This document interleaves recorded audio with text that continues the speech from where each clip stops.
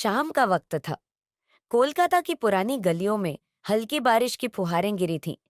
नैना चौधरी अपनी डायरी की पुरानी लाइनें पढ़ रही थी। हर पन्ने पर अर्जुन का नाम था, उसके कॉलेज का पहला और आखिरी प्यार। अर्जुन से बिछड़े हुए 5 साल हो गए थे, पर यादें अब भी ताजा थीं। उनकी मोहब्बत अधूरी रही। एक गलतफहमी ने सब खत्म कर दिया था। उसी वक्त दूसरी ओर वीर भाटिया, शहर के सबसे कामयाब बिजनेस टाइकून, अपनी लाइब्रेरी में बैठा पुरानी तस्वीरों को घूर रहा था। तस्वीरें उसकी पहली मोहब्बत राशि की। दोनों की जिंदगियों में अतीत की परछाइयां अब भी धुंध की तरह मौजूद थीं। कॉलेज के पहले दिन नैना को ऑडिटोरियम में भाषण देने के लिए स्टेज पर बुलाया गया था। वो घबरा रही थी, पर तभी किसी ने हल्की मुस्कान के साथ कहा, डरो मत, स्टेज तुम्हारा है। वो अर्जुन था, कॉलेज का सबसे अच्छा पेंटर, शांत, समझदार और बहुत आकर्षक। वो मुलाकात जल्द ही दोस्ती में बदली और फिर धीरे धीरे मोहब्बत में। उनके दिन किताबों, चाय की दुकानों और बारिश में भीगने में बीतते थे। लेकिन किस्मत ने अलग मोड़ ले रखा था। नैना और अर्जुन एक दूसरे से शादी का सपना देख रहे थे, पर अर्जुन को अपनी माँ की तबीयत की वजह से शहर छोड़कर जाना पड़ा। उसने नैना को वादा किया कि लौटेगा, लेकिन एक अफवाह ने सब खत्म कर दिया। नैना को खबर मिली कि अर्जुन ने किसी और से शादी कर ली है। उसका दिल टूट गया। उसने अपनी पढ़ाई पूरी की और अपने माता पिता की मर्जी से जिंदगी आगे बढ़ाने का फैसला लिया। वीर भाटिया, जिसने जीवन में बहुत कुछ खोया था, अपने बिजनेस में खोया रहता था। उसके माता पिता चाहते थे कि वह अब शादी कर ले। जब उन्होंने नैना का रिश्ता सुझाया, वीर ने पहले मना किया, लेकिन पहली बार नैना से मिलते ही उसने एक अजीब सुकून महसूस किया। नैना भी अब एक नए जीवन की शुरुआत करना चाहती थी, इसलिए वह राजी हो गई। शादी तय हो गई, पर दोनों के दिलों में अपने अपने अधूरे पन्ने अब भी थे। शादी के बाद वीर और नैना एक दूसरे की इज्जत करते थे, लेकिन प्यार अब भी दूर था। वीर अब भी राशि को भूला नहीं था और नैना अर्जुन की यादों से निकल नहीं पाई थी। लेकिन दोनों ने एक दूसरे को समझने की कोशिश की। वीर नैना को खुला आसमान देना चाहता था और नैना उसके सन्नाटे में भी दोस्त ढूंढने लगी थी। उनकी जिंदगी स्थिर होने ही लगी थी कि एक दिन राशि वापस आ गई। एक सुबह वीर ऑफिस जाने की तैयारी कर रहा था कि दरवाजे पर एक आवाज आई, क्या अब भी मेरी जगह तुम्हारे दिल में बाकी है? वीर ने दरवाजा खोला। सामने राशि खड़ी थी, वही मुस्कान, वही आंखें, पर अब उनमें पछतावे की परछाई थी। कई साल पहले राशि ने वीर को अपने करियर के लिए छोड़ दिया था, लेकिन आज वो टूटी हुई लौट आई थी। वीर को समझ नहीं आया कि वो गुस्सा करे या राहत महसूस करे, पर नैना के लिए ये सब एक अनजानी आंधी थी। राशि वीर के ऑफिस में काम करने लगी। वीर ने उसे कह तो दिया कि अब उसकी जिंदगी में कोई जगह नहीं है, लेकिन भावनाएं इतनी आसानी से नहीं जाती। नैना को वीर पर विश्वास था, पर एक औरत की छठी इंद्रिय जानती है कि किसी की मौजूदगी कैसे दरार बना सकती है। नैना के दिल में पुराने जख्म फिर से ताजा हो गए, अर्जुन की यादें और अब राशि की परछाई। एक दिन नैना एक आर्ट गैलरी के उद्घाटन में गई जो एक पुराने कॉलेज मित्र ने आयोजित की थी। दीवारों पर जो पेंटिंग्स थीं, उन्हें देखकर उसका दिल धड़कने लगा। हस्ताक्षर में लिखा था, ए जी। वो अर्जुन ही था। 5 साल बाद वो एक मशहूर पेंटर बन चुका था। दोनों की नजरें मिली, लब खामोश थे, पर आंखों में एक तूफान था। अर्जुन ने सिर्फ इतना कहा, मुझे तुमसे बहुत कुछ कहना है नैना। नैना अपने भावनाओं के भौर में फंस गई थी। एक तरफ वीर, एक ईमानदार पति जो भले ही प्यार न करता हो, पर उसकी इज्जत करता था, और दूसरी तरफ अर्जुन, उसका अधूरा प्यार। अर्जुन ने बताया कि उसने कभी किसी और से शादी नहीं की थी और वो अफवाह झूठी थी। वो वापस आया था, पर नैना की शादी हो चुकी थी। नैना को समझ नहीं आ रहा था कि वो बीते कल में लौटे या आज की जिम्मेदारियों को निभाए। कई दिनों की सोच विचार के बाद नैना ने वीर से साफ बात की। उसने सब कुछ बताया, अर्जुन के बारे में, उनकी पुरानी मोहब्बत के बारे में।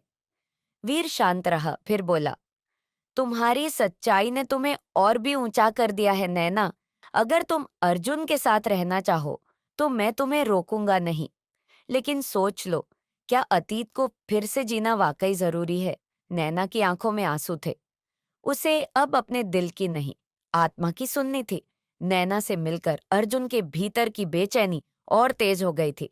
वो जानता था कि अब सब कुछ वैसा नहीं रहा, लेकिन उसका प्यार अब भी उतना ही सच्चा था। उसने वीर से मिलना तय किया, न झगड़े के लिए, न सफाई देने के लिए, सिर्फ एक मर्द की तरह बात करने के लिए। मैं नैना से प्यार करता हूँ वीर, लेकिन मैं कोई घर तोड़ना नहीं चाहता। फैसला नैना का है और मैं उसके हर निर्णय को मानूंगा। वीर ने उसकी आंखों में झांकते हुए कहा, मुझे अपने रिश्ते पर भरोसा है, लेकिन मैं उसे किसी कर्ज की तरह अपने साथ नहीं रखना चाहता। वीर हर रोज अपने अतीत के बोझ से लड़ रहा था। राशि के साथ बिताए पल, उसकी बेरुखी और फिर अचानक उसकी वापसी, सब मिलकर उसके अंदर की शांति को तोड़ रहे थे। राशि ने एक रात वीर से कहा, मैंने गलती की थी, पर अब मैं तुम्हें दोबारा पाना चाहती हूँ। वीर ने जवाब दिया, तुम अब सिर्फ मेरी यादों का हिस्सा हो, मेरी हकीकत नहीं। मेरी हकीकत नैना है, जो अब भी मुझसे बिना किसी उम्मीद के साथ है। राशि समझ चुकी थी कि वीर अब उसके पास नहीं लौटेगा। उसने अर्जुन और नैना की मुलाकातों के बारे में जानबूझकर वीर के सामने जिक्र करना शुरू कर दिया। वो चाहती थी कि वीर नैना से दूरी बना ले और वो वापस वीर के जीवन में अपनी जगह बना सके। पर वीर सब कुछ समझ रहा था। उसने राशि से कहा, प्यार जब स्वार्थ बन जाए तो उसमें जगह नहीं रहती। अब तुमसे मेरा कोई रिश्ता नहीं बचा। वीर और नैना के बीच अब एक ईमानदार रिश्ता बन चुका था। दोनों ने एक दूसरे को अपने अतीत से मुक्त कर दिया था। नैना ने वीर से कहा, मैं जानती हूँ कि मैं तुम्हें वो नहीं दे सकी जो एक पत्नी को देना चाहिए था, एक पूर्ण समर्पण। लेकिन अब मैं कोशिश करना चाहती हूँ। वीर मुस्कुराया और बोला, शायद अब हम अतीत से निकलकर अपने आज को संवार सकते हैं। अर्जुन नैना से एक आखिरी बार मिलना चाहता था। वो उसे अपने स्टूडियो में बुलाता है। वहां दीवार पर एक अधूरी पेंटिंग टंगी थी, एक शांत नदी जिसके किनारे एक औरत खड़ी थी, लेकिन उसका चेहरा अधूरा था। ये तुम हो नैना, तुम्हारा इंतजार अब भी इस कैनवास पर बाकी है, अर्जुन ने कहा। नैना चुप थी। उसकी आंखों में आंसू थे, पर जुबां पर खामोशी। मैं जानता हूं, अब तुम्हारी दुनिया बदल चुकी है। मैं चाहता हूं कि तुम खुश रहो, चाहे वो मेरे साथ हो या किसी और के साथ। नैना ने पेंटिंग को देखा और कहा, ये चेहरा अब अधूरा नहीं है अर्जुन। मैंने खुद को ढूंढ लिया है, वीर के साथ। अर्जुन मुस्कुराया। आंखें नम थीं पर दिल शांत। वह अब उसे खो नहीं रहा था, बल्कि उसे पा चुका था वक्के उसके सच्चे रूप में। अर्जुन शहर छोड़ने का फैसला कर चुका था। वो जानता था कि उसका प्यार अब नैना के लिए एक बीता अध्याय बन चुका है, लेकिन वो उसे एक अंतिम तोहफा देना चाहता था, एक प्रदर्शनी जिसमें उसने सिर्फ नैना के चित्र लगाए थे। प्रदर्शनी का नाम था विरासत। वहां पहुंचे वीर और नैना दोनों भावुक हो उठे। वीर ने अर्जुन से हाथ मिलाया और कहा, तुमने नैना को समझा, संभाला और फिर छोड़ दिया। इसके लिए मैं हमेशा तुम्हारा ऋणी रहूंगा। समय ने सबको उनकी जगह दिखा दी थी। वीर और नैना अब एक दूसरे के करीब आ चुके थे। प्यार अब आदत नहीं रहा, बल्कि समझ और विश्वास बन चुका था। राशि ने भी शहर छोड़ दिया। उसने महसूस किया कि प्यार कभी जबरदस्ती नहीं होता और उसे अपने फैसलों की कीमत चुकानी होगी। अर्जुन विदेश चला गया, पर उसकी कला और उसके एहसास नैना की जिंदगी में हमेशा जिंदा रहे।